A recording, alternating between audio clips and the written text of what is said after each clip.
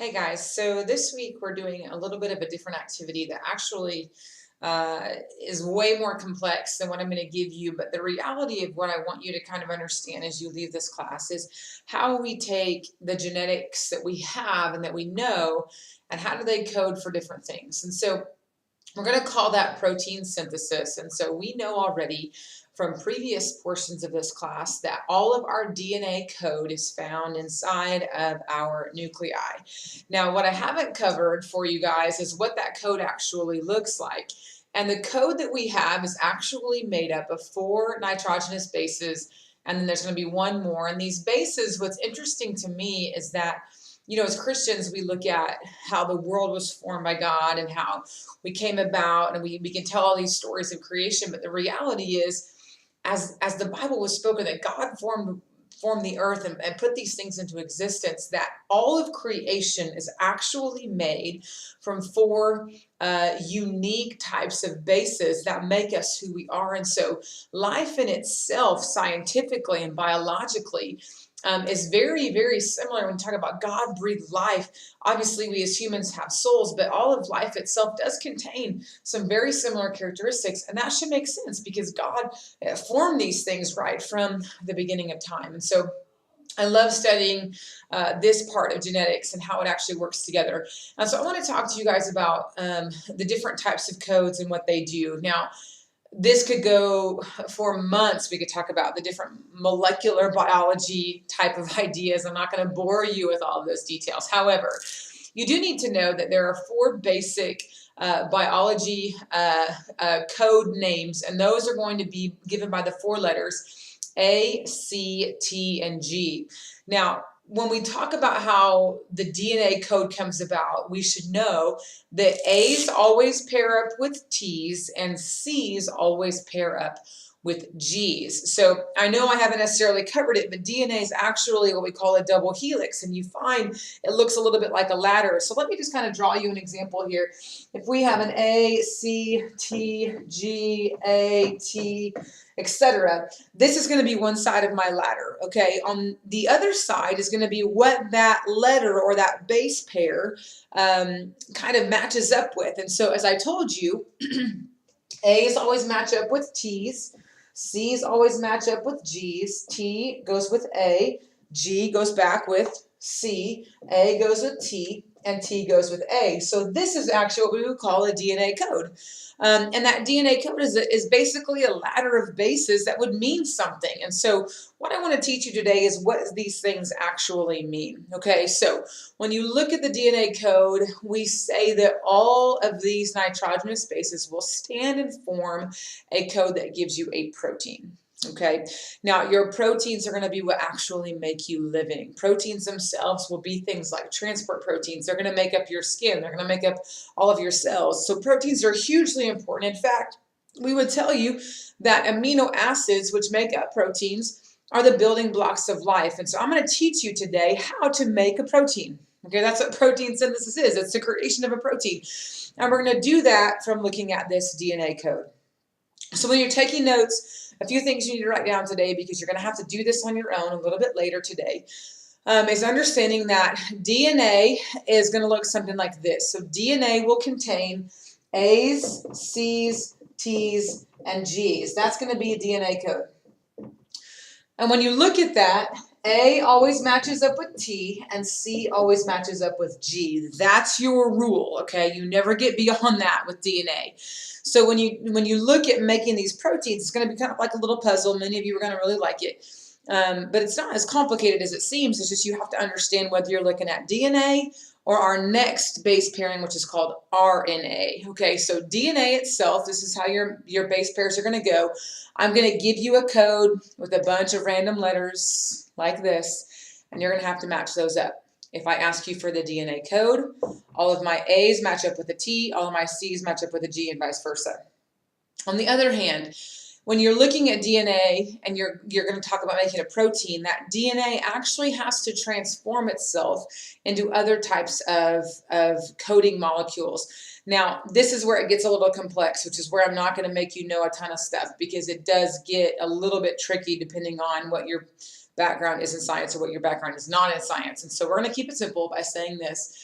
DNA code stays inside the nucleus. If I want to make a protein, that code has to leave the nucleus and go out to my ribosomes.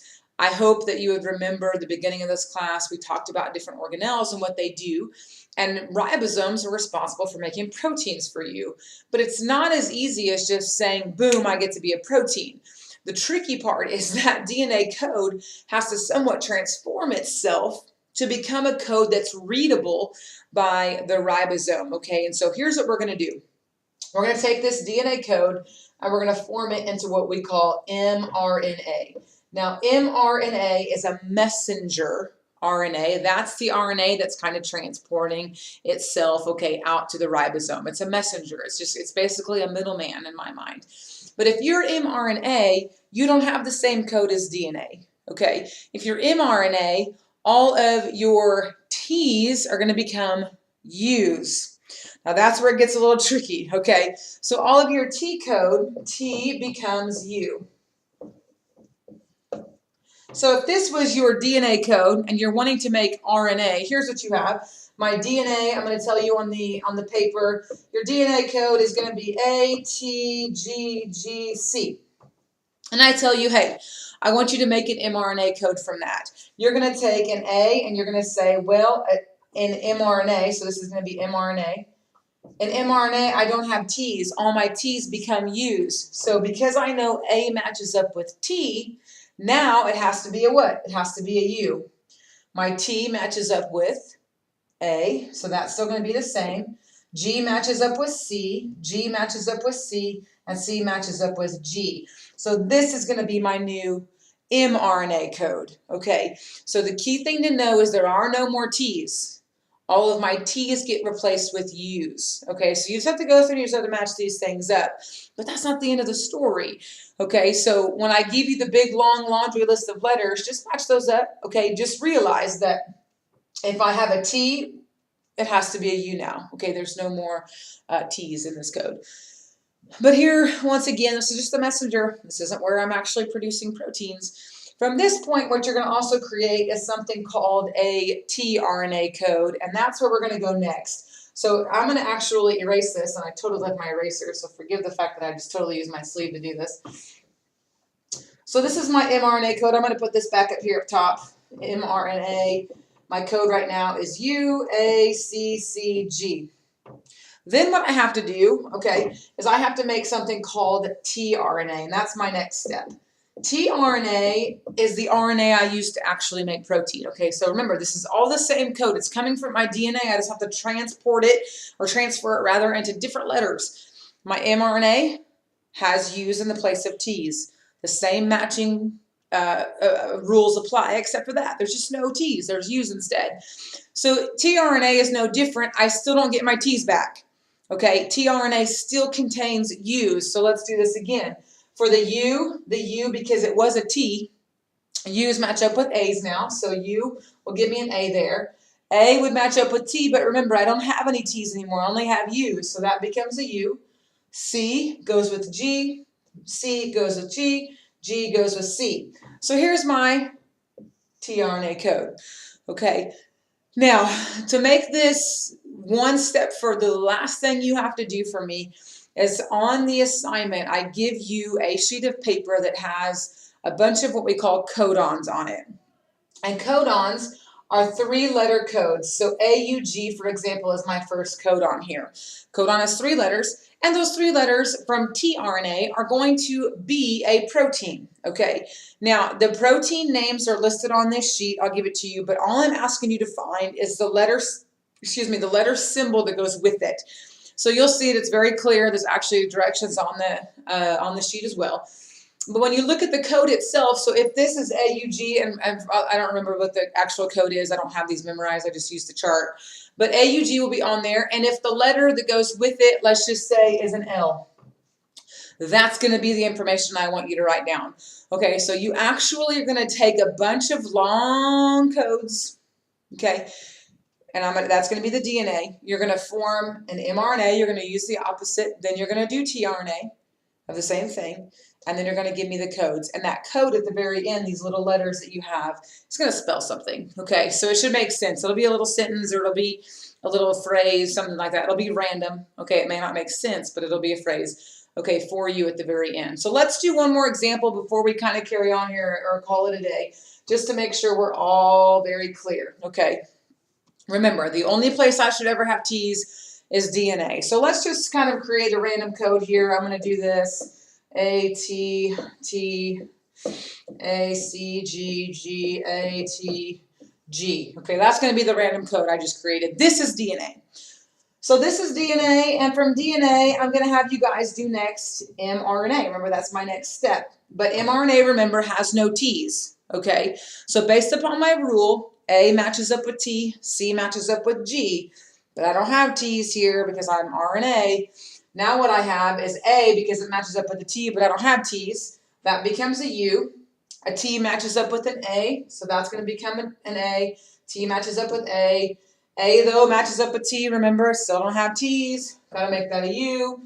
C matches up with G. G matches up with C. G, C. A matches up again. Here is supposed to be a T, but I don't have any of those. A and C. So that's going to be how you do this. You're going to have to write out 3 different steps, okay, of all the letters. The next one then I'm going to get is a tRNA. And in this case, I'm going to be looking at this code now that I just created, and I'm going to make the opposite. Okay, I'm going to make this complementary strand is what we call it. So a U, because it's supposed to be a T, matches up with an A. An A matches up with a T, but remember I don't have T's. Okay, so that's going to become a U. A is going to be a U. U is going to be an A. G matches up with C. C is going to be G. G, A, U, and G. Now at this point, this tRNA code, I'm going to use these codons, and I'm going to go to my protein sheet, and I'm going to find the letter that this would give me. Okay, so let's just say, in this case, the letter would be C, A, and T. That would spell cat. Okay, that's not the case, but if it were, that's what you would get. You get some type of a lettering system given to you by those proteins. So what you're in essence doing, guys, is you're creating proteins from a DNA code, okay, which is super important for you to know how to do in the big scheme of science. I've simplified this to a high degree. However, it is really, really important to note. So if you're taking notes, once again, the key thing to know is that A always matches up with T. C always matches up with G, except for in the mRNA. For the mRNA, there are no T's. It's always going to be U. So you just have to think that through, okay, when you start looking at it. For the worksheet that you're going to turn in for me, so you're going to take I think there's 5 codes that I've created on there. You're going to take those 5 codes. Those codes are DNA. You're going to form then mRNA. Then you're going to form tRNA. You're just going to do the lettering system and just write it out on a piece of paper, okay? And then you're going to take the other sheet that I gave you that has the chart on it, and the chart is going to have these codon lettering systems. You find the 3 letters on the chart, and it's going to give you 1 letter symbol. That symbol is what you write down at the very end. And you're going to turn in the sentences to me, okay, of what you've actually created there for your protein synthesis. So there's a few videos you'll end up watching. Once again, this video is going to be most helpful to you. And then complete that sheet, turn it into me via Canvas, and you guys will have the rest of your week to do whatever you need to do. So hope things are going well. If you need anything, let me know. Otherwise, I hope you're enjoying these science aspects, kind of random, but informative to say the least. So you're learning a lot here today. You're going to learn how to make proteins. So have a good night.